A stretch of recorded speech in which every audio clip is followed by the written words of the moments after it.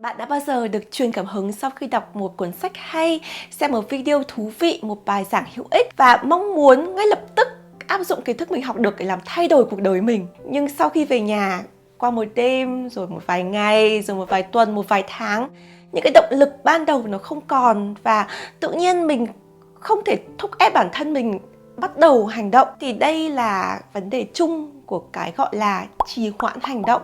Và là một vấn đề mà rất nhiều người gặp phải, bao gồm có cả mình và bản thân mình trong suốt hơn 10 năm làm nghiên cứu về giáo dục và đã hướng dẫn cho rất nhiều các bạn trẻ ở Việt Nam, ở Mỹ và các nước trên thế giới vượt qua những cái khó khăn, những cái giai đoạn mà mình bị trì hoãn hành động như thế này. Do vậy, trong video ngày hôm nay mình sẽ phân tích 5 lỗi sai mà mọi người thường gặp để gây ra vấn đề trì hoãn hành động và giải pháp nào để gỡ rối từng vấn đề một. Các bạn hãy xem tới cuối video nhé, bởi vì mình sẽ bật mí một dự án bí mật và liên quan đến chủ đề của video này. Vấn đề đầu tiên là thụ động, hay cụ thể hơn là tiếp nhận thông tin một cách thụ động. Khi mà mình được truyền cảm hứng bởi một nội dung nào đấy, không có nghĩa rằng là mình chỉ nhận nó một chiều. Nếu mình chỉ nhận nó một chiều thì nó sẽ chỉ đúng với nghĩa là nghe cho sướng tai hoặc là đọc cho sướng mắt ấy. Chứ mình không có cái tư duy phản biện. Thì nếu mà các bạn đã xem cái video trước của mình, ví dụ như là video ghi chép, thì mình có giới thiệu những cái phương pháp. Ví dụ như là bạn ghi chép trên giấy thì có thể kẻ trang giấy ra làm 2 phần. Một phần là bài giảng hoặc là phần ghi chép những cái kiến thức học được trên sách, một phần bên cạnh là suy nghĩ cá nhân của mình. Hay như việc đọc sách, mình cũng có rất nhiều video hướng dẫn cách đọc chủ động. Tức là mình sẽ chủ động cạch chân rồi viết lên lề. Mình sẽ chủ động thảo luận với tác giả về cái chủ đề này. Cái phương pháp này sẽ giúp cho mình luôn luôn có tư duy chủ động. Tức là mình khiến não bộ của mình luôn luôn suy nghĩ là tại sao có vấn đề này, tại sao người ta viết thế này, cái điều này có đúng hay không, có thực tế hay không, có áp dụng được cho mình hay không. Cái việc trao đổi hai chiều giữa mình và tác giả hay là mình với người diễn giả, mặc dù không có họ đối đáp lại như vậy, sẽ khiến cho mình có cái khả năng tư duy phản biện hơn rất nhiều. Mình đã có hẳn một video triệu view ở trên kênh YouTube này về chủ đề tư duy phản biện. Thì ở phía dưới video của mình cũng có rất nhiều bạn comment nói rằng là cái tư duy này không phù hợp ở Việt Nam đâu. Ở Việt Nam giáo dục là đè nén cái tư duy này, rồi là kể cả khi mình có tư duy phản biện thì mình cũng không thể bật lại thầy cô giáo hay là bật lại tác giả, bật lại diễn giả được. Thì phản hồi của mình ở đây là tư duy phản biện là để cho mình, chứ không phải là để cho người khác. Chẳng hạn nếu như bạn được sinh ra hay là lớn lên trong cái môi trường mà đè nén tư duy phản biện thì mình cũng vậy. Nhưng mà điều đấy không có nghĩa rằng là mình không học hỏi những điều mới và mình không tự rèn luyện tư duy phản biện cho chính mình. Người ta dạy cho mình như thế nào không có nghĩa rằng là mình lớn lên mình phải theo đúng cái ý của người ta, đúng không? Hay là khi mà các bạn nói rằng ở trường lớp ở Việt Nam thì mình không được nói lên cái chính kiến của mình. Ok, mình chưa nói được cái chính kiến của mình ở thời điểm đấy, nhưng không có nghĩa rằng là mình phải tự đè nén cái suy nghĩ của mình. Mình có thể viết ra ở đâu đấy, hoặc là mình trao đổi trong nhóm bạn bè mà mình tin tưởng về cái tư duy đấy, xem mọi người có cùng cái suy nghĩ của mình hay không. Hay là online bây giờ có rất nhiều forum thú vị, những cái group rất là hay để thảo luận về một vấn đề gì đấy. Mình hoàn toàn có thể cởi mở tư duy của mình theo nhiều góc độ, nhiều cách nhìn và nhiều cái tính phản biện ngay cả đối với cái quan điểm cũ của mình. Vấn đề thứ hai và cũng là vấn đề chí mạng nhất mà nhiều người gặp phải gây ra sự trì hoãn hành động ấy, chính là thiếu tư duy ứng dụng.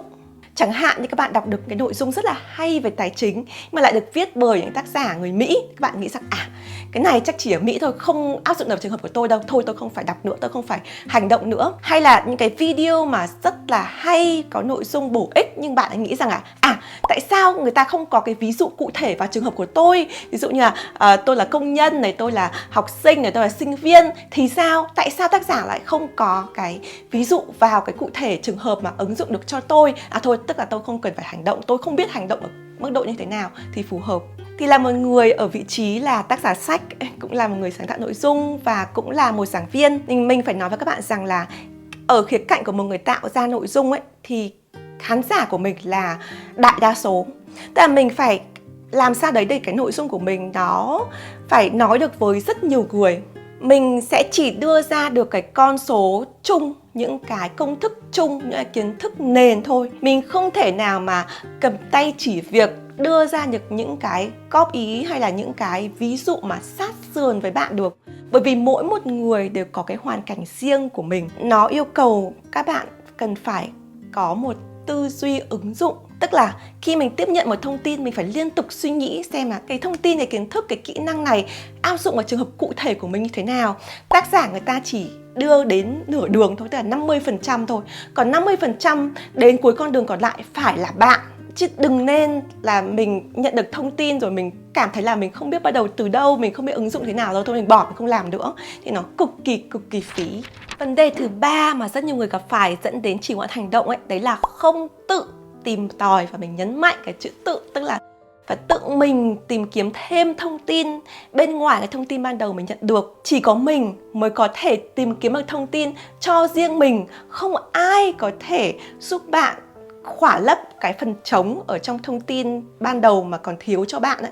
Mình phải là người tự tìm hỏi, mình phải tự Google, mình phải tự đọc thêm cuốn sách, mình phải tự tìm đúng cái ngách mà nó phù hợp nhất cho mình, thì nó mới có được cái thông tin đủ để mình hành động. Vấn đề thứ tư, không hỏi đúng người, đúng thời điểm.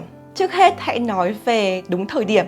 Cái thời điểm để hỏi ý kiến, để tìm thêm sự trợ giúp ấy, phải đằng sau khi bạn đã tự tìm kiếm thông tin cho mình rồi. Một giảng viên mà mình rất yêu quý, thầy nói rằng đừng hỏi tôi những vấn đề mà các bạn có thể tự Google. Ngày nay khi mình làm công việc làm nội dung trên mạng xã hội, mình nhận được rất nhiều email và tin nhắn hàng ngày về những chủ đề mà mình nghĩ rằng là các bạn chỉ cần Google có thể đọc được, hoặc là các bạn có thể xem lại những cái video cũ của mình hay những cái podcast cũ của mình, có thể tìm được cái lời giải trong đấy. Nhưng mà các bạn không dành thời gian để tự tìm kiếm, để tự ứng dụng cho bản thân mình, khiến cho có những cái câu hỏi nó rất là chung chung. Và khi các bạn hỏi những câu chung chung như thế thì nó sẽ không hiệu quả và thậm chí có thể làm hại cho chính mình. Có rất nhiều bạn hỏi câu chung chung là làm sao để em có thể vượt qua những cái nỗi sợ khi đi du học chẳng hạn. Khi các bạn hỏi mình thì mình nói rằng là mình thực ra không có cái nỗi sợ như bạn, thì khiến các bạn sợ rằng tức là em kém, em không giỏi, em không tốt, tại vì chị không có nỗi sợ đấy mà em lại có nỗi sợ đấy, thì thôi em không đi du học nữa. Nhưng mà cái thực tế là bởi vì nỗi sợ của mỗi người là khác nhau. Do vậy nếu mà các bạn có thể giải thích cho mình cụ thể là tại sao em có cái nỗi sợ này, em hãy tự tìm kiếm trên mạng thì thấy là cũng có một số người có cái vấn đề này và giải pháp của họ như thế này, nhưng mà em cảm thấy vẫn chưa trả lời cái vấn đề của em, thì không biết là chị có thể chia sẻ được không, hoặc là chị có thể đưa cho em cái nguồn sách hoặc là người tư vấn hay là một cái gì đấy nó hiệu quả để trả lời câu hỏi của em được không. Thì khi mình có một cái câu hỏi cụ thể như vậy ấy, thì mình biết rằng là bạn đã tự tìm kiếm nhưng mà chưa đầy đủ, chưa có đủ cái nội dung mà mình cần. Do vậy mình có thể thấy rằng mình có thể giúp cho bạn ở cái khía cạnh này, khía cạnh kia. Do vậy mình phải hỏi đúng thời điểm, đúng cái thời điểm mà mình đã gần như là có câu trả lời cho mình rồi, nhưng mình chỉ cần thêm một chút nữa thôi, thêm một cái sự giúp đỡ nào đấy để mở khóa mã thôi, thì đấy mới là cái thời điểm phù hợp. Còn hỏi đúng người là gì? Khi còn trẻ mình từng hỏi rất nhiều người không liên quan, tức là họ chưa làm được cái việc mà mình muốn làm nhưng mình lại hỏi họ, hay là họ chưa từng làm cái điều mà mình làm nhưng mà họ lại chỉ trích mình và mình tin vào cái điều chỉ trích đấy. Tức là mình không tìm được cái lời khuyên đúng người ấy. Ví dụ như có một năm mà mình rất muốn đi du học, nhưng mà mình có rất nhiều trở ngại về tài chính, rồi là những cái áp lực về tâm lý. Và mình có chia sẻ cái điều đấy trong một nhóm mọi người. Thì trong đấy có một cô nói rằng là tại sao con gái phải đi học xa làm cái gì? Không có tấm bằng nào cao bằng cái bằng lấy chồng. Tức là theo suy nghĩ của cô ấy thì một người phụ nữ không cần phải đi học cao, không cần phải lo lắng về vấn đề đi du học làm gì, mà chỉ cần suy nghĩ về việc lấy chồng thôi. Thì mình không nói là đây là cái điều đúng hay sai, bởi vì là mỗi người đều có cái quan điểm riêng của mình. Nhưng cái mình muốn nói rằng là khi mình đang tìm kiếm những cái lời khuyên về du học, về việc học thêm, nhưng mình lại hỏi đúng cái người mà người ta chưa từng đi học bao giờ và người ta có quan điểm trái chiều về việc học ấy, thì nó không giúp ích được gì cho mình cả. Như chuyên gia tài chính người Mỹ Dave Ramsey thường nói trên radio show của ông ấy là bạn không hỏi bí quyết gầy đi của những người béo phì thì bạn cũng không nên hỏi bí quyết làm giàu từ những người nghèo. Nghe có vẻ hơi tổn thương một chút nhưng mà đấy là sự thật. Nếu mà mình hỏi không đúng người ấy, thì người ta sẽ chỉ đưa ra những cái lời khuyên không xác thực và có thể làm kìm hãm hành động, kìm hãm ước mơ của mình. Vấn đề thứ 5, lập kế hoạch viển vông. Có rất nhiều bạn lập ra một kế hoạch rất hoành tráng, nói rất nhiều về kế hoạch của mình, thậm chí dành rất nhiều thời gian để đưa ra cái kế hoạch đấy. Thế nhưng mà cái vấn đề kế hoạch đấy là nó không sát thực tế, có thể là nó quá là nhiều, quá là lớn, nhưng mà lại không có từng cái phần mà mình có thể đo lường được. Chẳng hạn như là khi mà mình có một cái mục tiêu rất lớn ở phía trước, thay vì việc là mình cứ nghĩ rằng tôi sẽ làm được tất cả những cái điều mà mình tập ra, mình hãy nghĩ rằng là có cái hành động nào 1% của cái kế hoạch lớn mà mình có thể thực hiện ngay bây giờ. Có thể là cái hành động đấy rất nhỏ thôi, nhưng mà nó vẫn là hành động, chứ nó không chỉ ở trên giấy, nó không chỉ là lời nói, nó phải là hành động. Có rất nhiều cách để mình có thể biến kế hoạch của mình thành hiện thực, nhưng mà cái cách phổ biến nhất ấy, là khi mà mình lập ra kế hoạch rồi thì mình hãy chẻ nhỏ nó ra thành từng cái hành động cụ thể, và mình sẽ track, tức là mình sẽ theo dõi từng hành động nhỏ cho đến khi nó hoàn thiện, mình sẽ tích nó.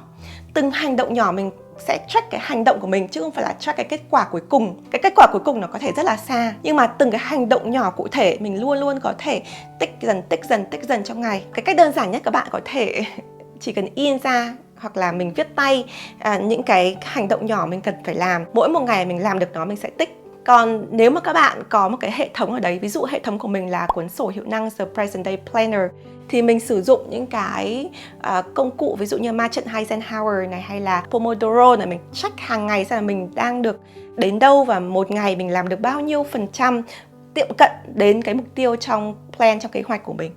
Thì đấy là cách để mà mình có thể, một là theo dõi, kiểm tra, đo lường để chắc chắn là mình đang thực hiện những hành động biến cái kế hoạch thành sự thật. Cái thứ hai là khi mà mình có những cái hành động đang xảy ra chỉ là 1% hàng ngày thôi, nhưng mình thấy nó đang tiện tới, thì nó sẽ là một cái động lực để mình có thể làm tiếp tục cho ngày hôm sau, mình ăn mừng cái chiến thắng dù là nhỏ nhất từng ngày của mình. Ở phần đầu video thì mình có nói rằng là nếu các bạn xem đến cuối video sẽ thấy một cái thông báo đặc biệt của mình liên quan đến cái chủ đề của video này. Thì trong cái quá trình hơn 10 năm làm giáo dục và nghiên cứu về đề tài này, cũng như giúp đỡ rất nhiều các bạn trẻ vượt qua những giai đoạn khó khăn, và cũng như bản thân mình từng vượt qua những giai đoạn mà mình cũng trì hoãn và cũng phải mất rất nhiều thời gian cào cấu rồi là chật vật để mới đạt được cái mục tiêu của mình. Thì mình nhận ra rằng là cái sự khó khăn ấy là làm sao để tạo ra cái cầu nối giữa kiến thức, ví dụ như là sách này, video, bài giảng này, tới cái hành động của người tiếp nhận thông tin, người đọc này, người xem này, học viên này, một cách tốt nhất. Thì cái kết nối này ấy, nó cần đôi khi là những cái bài luyện tập, những câu hỏi, những lời nhắc để bạn nhận ra, bạn nghĩ lại mình vẫn còn cái lý do tại sao mình cần phải làm điều này, tại sao mình cần hành động để thay đổi, và tại sao mình được truyền cảm hứng từ ngày đầu tiên. Do vậy mình muốn thông báo với các bạn rằng là mình đang viết tiếp một cuốn sách thứ hai về chủ đề hiệu năng. Thế nhưng cuốn sách này sẽ là một cuốn sách rất đặc biệt. Nó không chỉ là một cuốn sách giấy, sách đọc bình thường, mà nó sẽ có hai phần. Một phần là chia sẻ, tìm hiểu và kiến thức của mình. Một phần thứ hai, những bài tập thực hành được xây dựng bởi nghiên cứu khoa học cũng như là trải nghiệm thực tế và test thử trong cộng đồng The Present Writer. Do vậy, nếu các bạn muốn nhận được thông tin về cuốn sách thứ hai này, hay là muốn tham gia vào cái nhóm test thử những cái bài tập mà mình sẽ có ở trong sách, thì hãy để email của bạn vào trong cái đường link mình sẽ để ở phía trên video và phía dưới phần miêu tả cũng như comment, để cho các bạn có thể tham gia vào dự án này ngay từ những ngày đầu tiên. Cảm ơn các bạn đã xem video, và cũng như cảm ơn trước các bạn đã ủng hộ cho dự án cuốn sách thứ hai của mình. Chào mọi người và hẹn gặp lại trong video tiếp theo. Bye!